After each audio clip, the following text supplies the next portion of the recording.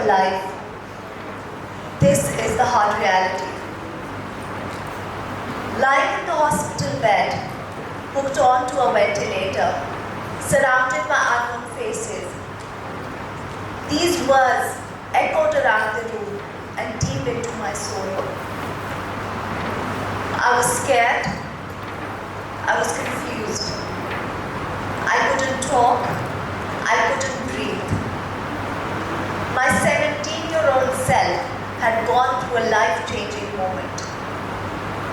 An accident on the motorway had left me with a spinal cord injury, paralyzing me from the neck downwards and making me a quadriplegic wheelchair user for life. But even more tragically, I lost my sister in that accident, but I was told about it much later. In a split second, my dreams were shattered, and the society's perception of me changed from a normal, able-bodied human being to a mazur insan and a bahij. I was subject to pity by all those around me, and I'm not going to lie to you. It cast a shadow of doubt as to whether I would live to see hope ever again. Right after my accident, my injuries were diagnosed and treated haphazardly. I was confined to the four walls of my house.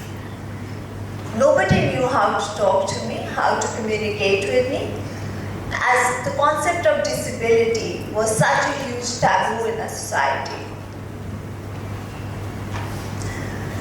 In a split second, I had become a burden, a constant source of pity, and a stigma personified. Lying in bed, in my misery and grief, I started questioning my own reasons for existence. I felt my life was a waste. It was meaningless. It was purposeless. I knew that the society's perception of me had changed because I had seen life through the lens of an able-bodied person and knew fully well how the society perceives anyone who is different.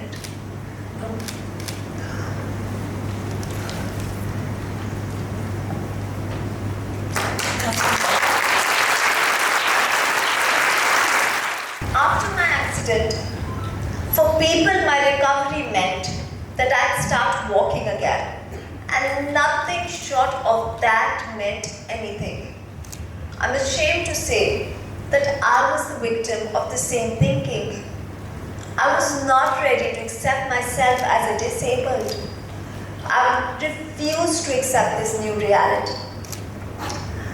Even professionals like therapists were dumbfounded, and I was told to pray away my disability, or worse, pretend it didn't happen. And herein was the biggest insight on the whole predicament. The diagnosis, apparently, was not to address my disability, but to deny its very existence.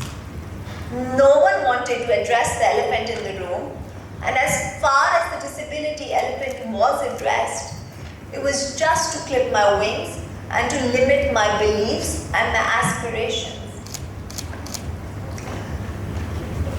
It was not until that I went to the United Kingdom for further treatment that my perception of life as living with a disability changed. Over there, I was exposed to a reality much different from the one that I had endured post-accident in Pakistan.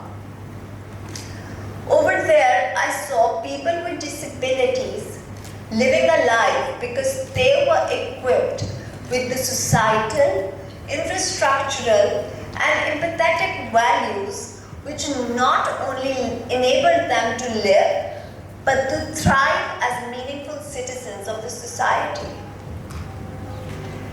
I realized that while my physical limitations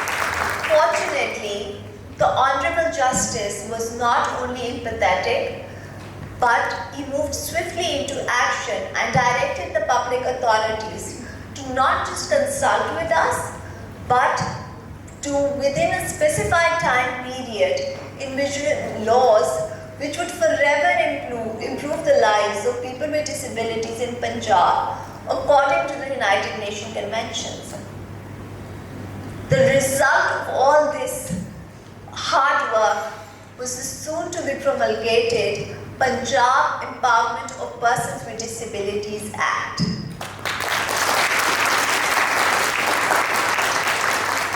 This act will not only protect people with disabilities, but would empower them and enable them to lead a life of dignity, independence that they deserve. We all have the power in ourselves to make change possible. Now, the autistic child that was invisible to you will sit alongside you and enjoy the same perks, privileges, and rights that you do. This is empowerment. This is progress. For me, my disability is my strength. This wheelchair empowers me. It enables me. It has enabled me to live a life that I want. The word achievement has a different meaning from all of us. I mean, your goals can range from climbing the Mount Everest to just sitting in your wheelchair for 1 hour without fainting. I equip myself with the resources, knowledge, and tools that are needed to empower other people with disabilities. And I hope I've done the same for you today.